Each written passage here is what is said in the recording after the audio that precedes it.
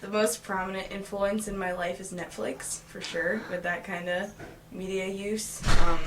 Usually I wake up and then immediately I put on Netflix for when I'm getting ready. And then I'll go to cook breakfast and I'll put on Netflix. I've been reading a lot of profiles on like the crisis in Syria and like the refugees and things like that, and that has like really helped put things in perspective for me.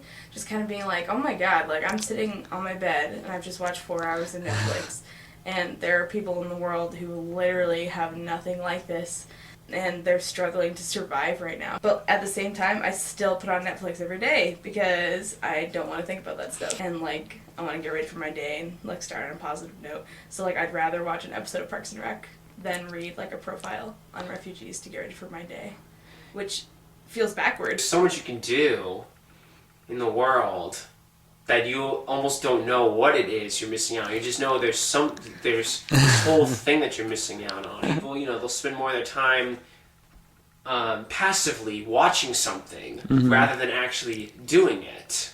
You think about like your everyday.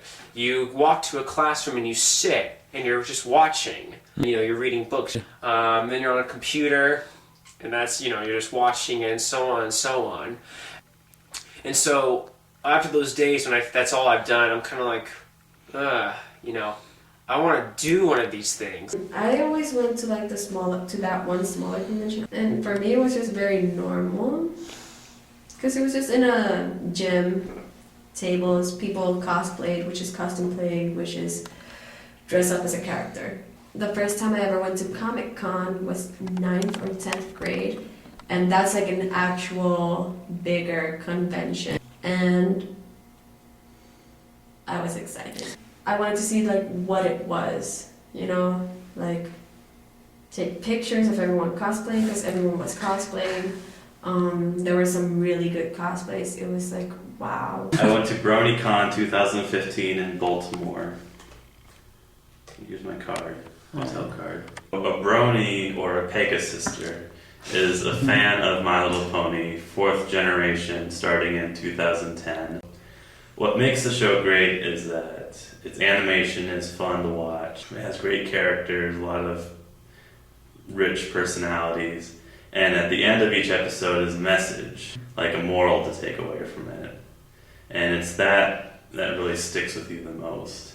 It helped create this big fandom online. I think it's estimated around 10 million fans. When you meet another fan, it's a great feeling, because it's like, there's already that sense of bond right there. Like, every Brony I've met is a wonderful person. It's just like you already have something in common, and it's a great feeling. I want to compare this to SpongeBob. Yeah, go for it. Because like everyone our age loves SpongeBob, and like you can't go anywhere without quoting it. Leif Erikson Day, Hinga Dinga Durgan. I like my T-shirt. Even my professor commented on it, and it's funny how much cartoons and media can really make a community out of people. So I follow people on YouTube who cosplay. I've seen people who are like extremely shy, and they find a group that like the same anime, and they're like, hey, let's cosplay Naruto and Sasuke and Sakura. And they like get the wigs and all that stuff, and they start playing around like they're like the characters and all that stuff, and they start making videos, and then they go to like a convention together, and then people recognize like, yo, that's Naruto. Can I take your picture? And they're like, oh, okay, at first, and they're like, sometimes they don't know how to pose, but then as they keep making more cosplays and they keep going to conventions and people keep seeing like, oh, you're this character, great job. It's like, yeah, great job, I made this. And it's like a confidence boost of like, I was able to make this character that people can recognize. Like with painting, sometimes people have a lot of things going on in their lives, and they just go to painting and like they release like all the emotions. Cosplaying can be an escape of like the reality of being shy, of being uncomfortable and all that stuff. It's like I'm pretending to be this other character who's confident, and like you just kind of pretend, and while you're pretending, you know, like the saying, fake it till you make it. While you're pretending, you're actually working on your own self-confidence and like self-esteem. This situation could be totally flopped, or I could be talking about like reading newspaper articles of the media that I like hone in on, but that's not true because, you know, as much as I want to say that I stay caught up with current events and what's going on in the world, I don't. And I don't find it helpful when I'm trying to like stay positive at work. I need to provide that outlet like outside the context of work to get prepared for work so I can go in with a positive attitude.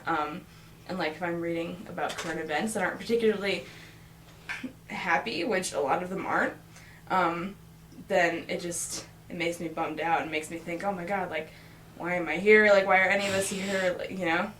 I think it's cool because like we are able to communicate with like people all around the world, and we can learn so much, like from entertainment to like actual cultural things from all around the world because we have it like here. But at the same time, it's like, I don't know, just be careful with it because like not everything's real, not everything's true here. And like with everything else, if it's excessive, it's not okay. It's not good for you. I'll just say, like, you know, you do you and let other people do themselves. If you don't agree with it, that's fine, you know. I'm not a big fan of SpongeBob these days. Doesn't mean you can't. You might judge your taste and quality of TV, but maybe I'm missing something.